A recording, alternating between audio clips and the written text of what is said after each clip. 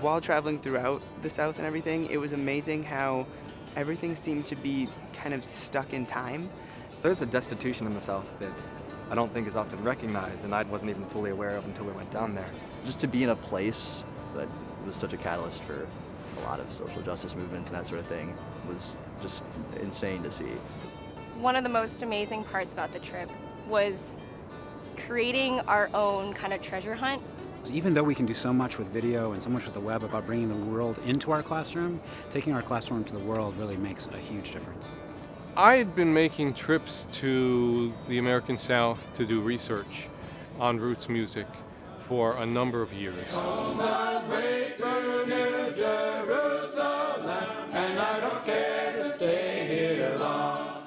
And Mark Clegg and I got together and we said, wouldn't it be great if there was a roots music immersion class in which we really got students to step outside of their normal realm of experience and ended it with taking them on a musical journey through the history of American roots music.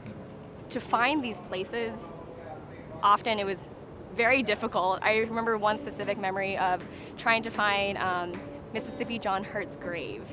And we were following Professor Conforth's car, and he pulls off to the side of the highway.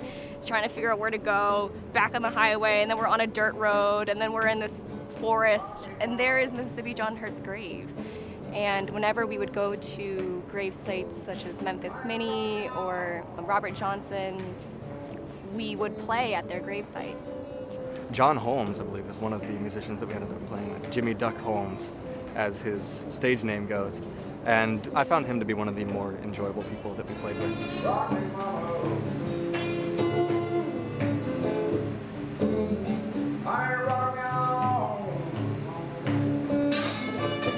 It's amazing what you can do when you sort of throw students into the wild, if you will. We were in Avalon, Mississippi, in this town that literally fell off the map and was rediscovered because Mississippi John Hurt, who's one of my favorite blues artists, grew up there and his family homestead was there. And we ran across this old country store. This had this dilapidated piano sort of falling up to pieces on the side. But we took out at the jug band and got the fiddles and the guitars out and just played on the porch. And I think that ability just to make music happen wherever, I think, again, shows the way in which life and music come together so naturally.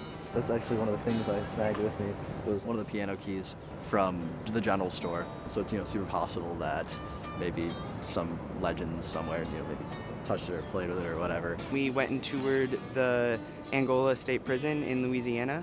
It was really eye-opening to see how everyone lived within the prison and how each person was able to use music as kind of their ways of escaping the life that they were living at the time.